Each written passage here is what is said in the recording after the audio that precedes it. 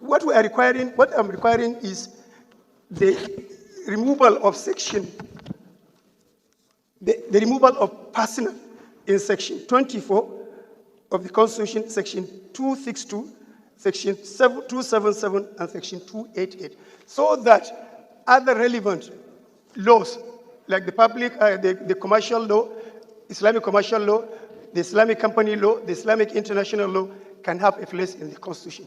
Nigeria is a secular state, and be it as it may, our Constitution is one of the most liberal when it comes to governance of a nation. Mr. Speaker, our Constitution allows for freedom of worship of all religions. Mr. Speaker, we would not sit in this hollow chamber and restrict ourselves to just a few. If we begin to put such components into the Constitution, tomorrow the ecclesiastical faction comes up. The day after, the traditional faction comes up. The day after, all other components begin to come up. And what happens to our grand norm that is supposed to be the foundation of our existence? Mr. Speaker, Nigeria has never limited anybody from practicing his religion. You go to states like in the north, where you have Shariah being practiced as the criminal code for those states. It is because it's peculiar to them as a people and as a persons. By the time we begin to expand it and bring it into our Constitution, we are not an Islamic state. We're a secular state. We're not a celestial state. We're a secular state. We are not a traditional worship state. We're a secular state that respects and gives everybody a sense of belonging. We're a nation. We need to be sensitive to the mood and the existence, freedom of speech, freedom of association, to live in happiness, not a scenario whereby there could be some misconceptions. To this end, I wish to crave the indulgence of the sponsor of this bill, that he steps it down for more legislative input. Mr. Speaker, I want to, with respect, differ from the mover of the bill on the need for us to amend the Nigerian Constitution in this particular instance. And I'm saying this, Mr. Speaker, because as students of history, we all know the issues surrounding the particular section in reference, especially at the various constituent assemblies leading to the 1979 Constitution, the 1989 Constitution that was not promulgated, and now the 1999 Constitution. Mr. Speaker, the drafters of the Nigerian Constitution are very conscious of the secularity of the Nigerian nation, and also very conscious of the sensitive nature of religion. And I remember the 1976 Constituent Assembly, the 1979 Constitution, was very, very contentious on this matter until the then federal military government came in to stop further debate on this matter and took a decision that the application of Islamic laws will only be constrained to personal matters, which has to do with administration of estate and some other issues. Mr. Speaker, we have to be very, very conscious of whatever we do to alter the Nigerian Constitution in a manner that will further widen the divide that we have as a country. And in any case, Mr. Speaker, like my previous colleague said, the matters which my colleague seek to address by this proposal is already covered by existing laws. The Kama law, covers regulation on issue of finances and allows for application of Islamic principles of financial transaction. The same thing with the CBN Act, like you rightly said. And the moment we allow the Constitution to be altered to take care of all manner of interests, we will no longer be in a state where the sanctity of the Constitution is respected, and the intent of the drafters of the Nigerian Constitution, via or as regards to the secular nature of the Nigerian nation, might be threatened if we allow this to go on. Mr. Speaker, I sincerely think that this bill should not pass on for the second reading. For these reasons I've adduced. Thank you.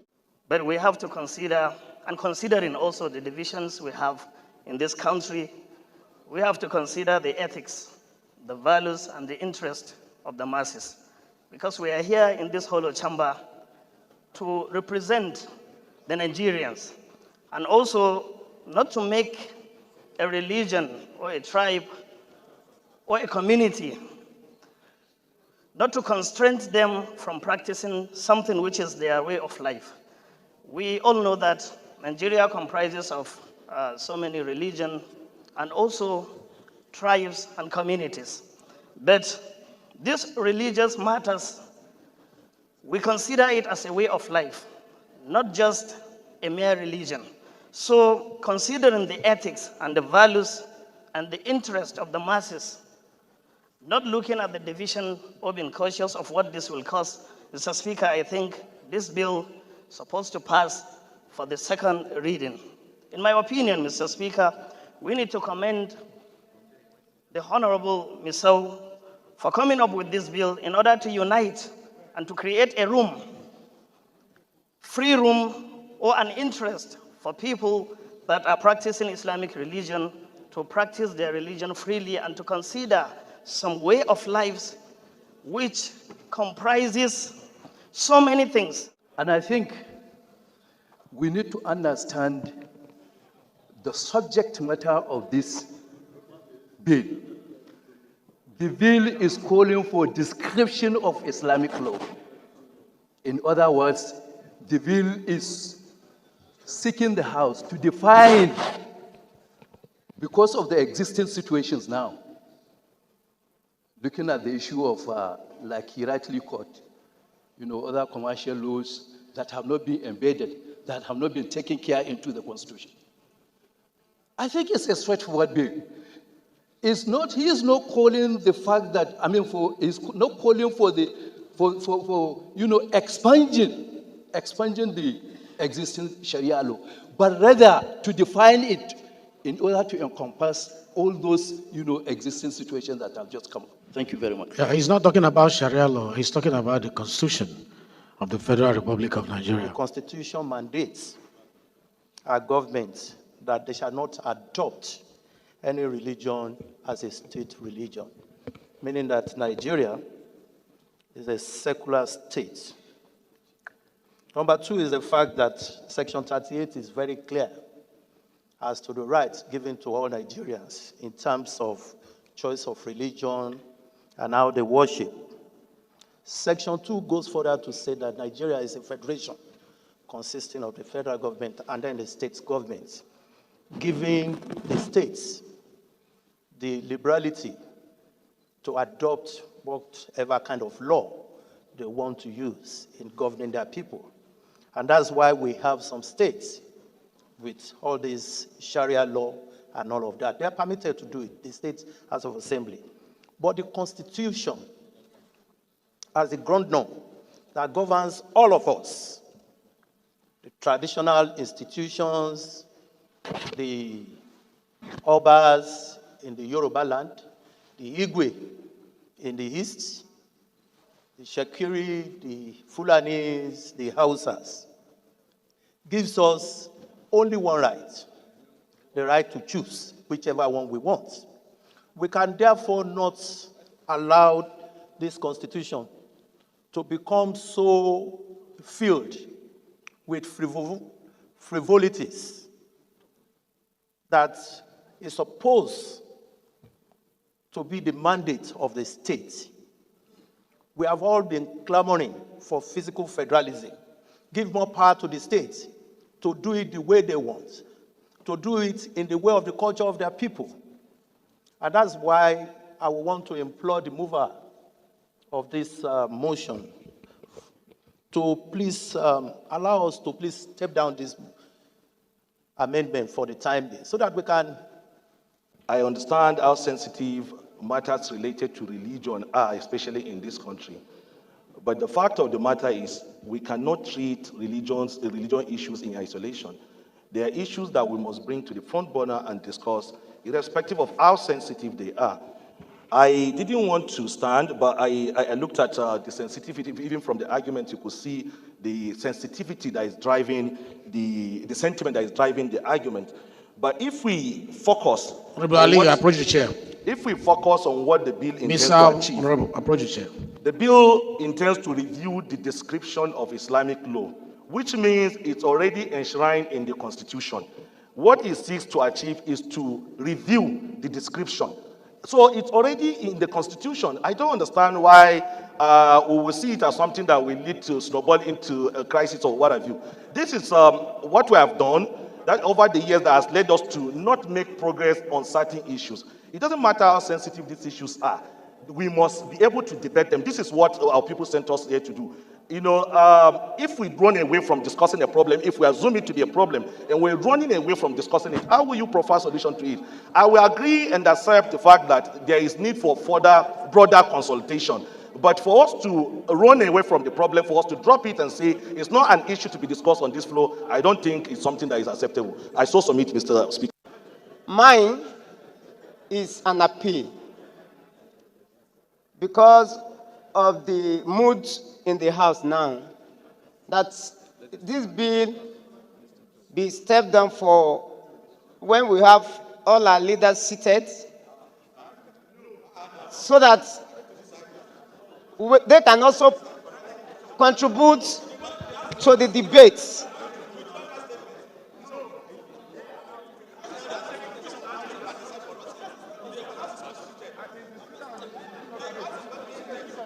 I want to appeal that if you look today now, most of the leaders are on their way to Jigawa State to commiserate with them.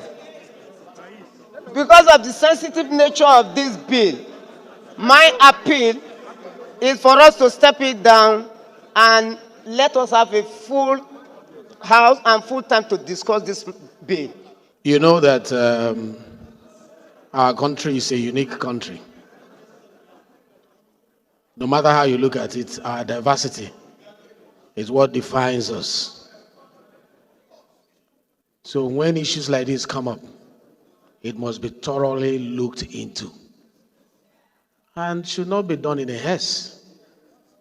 Let me ask you, how many of you have copies of this bill? If you have, I would like to know the percentage of people who have copies of this bill. And you can, if I ask you about 1 or 2 paragraphs, you read it for me.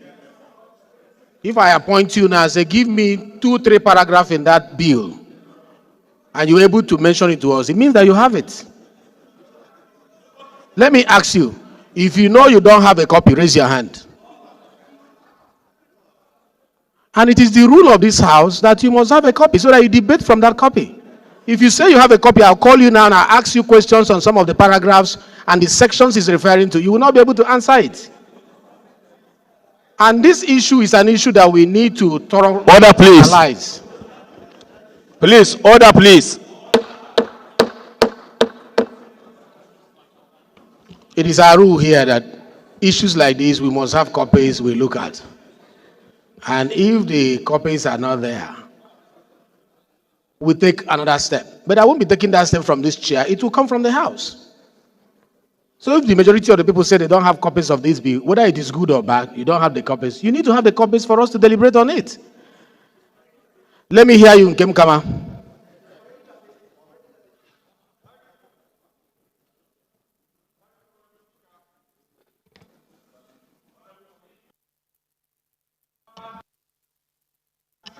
Please, your microphone. We can't hear you. Use the one that is working. Okay, thank you, Mr. Speaker. Thank you, Mr. Speaker, honorable colleagues. Kama Nkem Kama is my name. I represent the awesome people of Ohozara, Onitsha, and Iwo Federal constituency. Mr. Speaker, I am from Ebonyi State. Mr. Speaker, this motion is a very sensitive one. This bill is a very sensitive one. And before this bill can be talked about here or debated, one, I believe that all of us here should have a copy of this bill to look at it and be able to go through it because of the sensitivity of this particular bill, sir. Mr. Speaker, I don't envy you today, but one thing I'm very sure, I hereby move that this bill... Please, somebody has the floor. Allow him to finish. Please. Then we'll recognize you. And I have the position of the Speaker. I hereby move that this bill be stepped down today and let it be shared for all of us to have a look at.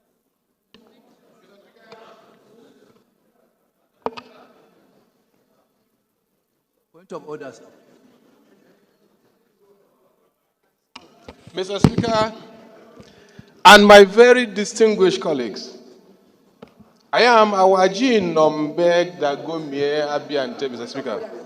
Mr. Speaker, I represent Andoni Opobo Nkoro Federal Constituency. I am a Rivers man. Mr. Speaker, my very distinguished colleagues, recall that just yesterday, I had a bill to alter a section of the Nigerian Constitution as well.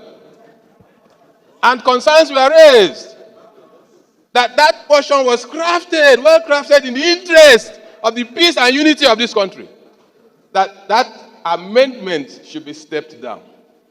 It took just the Speaker presiding yesterday to step down that bill. One common interest for the peace, unity of this country. This is similar to what we did yesterday, Mr. Speaker. Therefore, for that same singular purpose of the unity of this country, the peace and stability of all of us, I second this motion, since it has gotten to this point, that this bill be stepped down for this moment, so that we can do elaborate engagement and get back to it. Thank you, Mr. Speaker. Thank you. You know, my position as a presiding officer, I'm not to. Mr. Speaker, point of order. So when what there we'll is a do? point of order, you should take it. Mr. Speaker, point of order. You shouldn't ignore us. Please. Please. Can you hear Mr. Speaker first, please?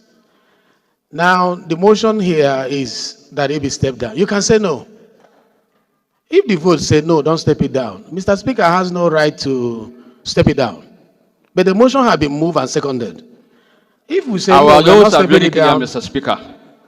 When there is a point of order, we should who is take speaking? Please. I'm the one. No. Please sit down, please. Sit down. When we vote and the vote says no, we don't step it down, we vote on the main issue raised by the bill. After all, it's a constitutional matter.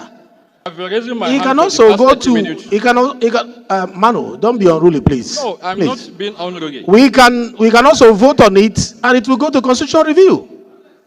You understand? And then if it goes to constitutional review, we go public hearing. So there are so many ways to solve this problem. Let's not leave our procedure. Okay?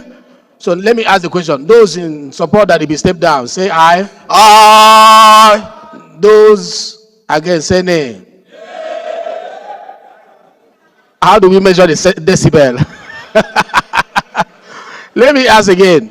Those in support that it be stepped down, say aye. Aye. Those against, say nay. The nays have it. The nays have it. So we are going to vote on it. If we support it, it goes to constitutional review. If we say no, we will drop it. All right? So the question again is those in support that this be read the second time, say aye. Those against, say nay. No! This one is clear. The nays have it. All right, it's good to vote on these things and then decide thereafter. It's not my decision, it's your decision. Thank you very much.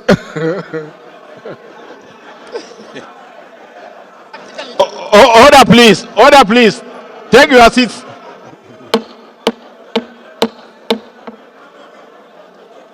All right. The third order of the day is commencement of Chief debate. Whip, you are not doing your work. Chief On Whip. the general principles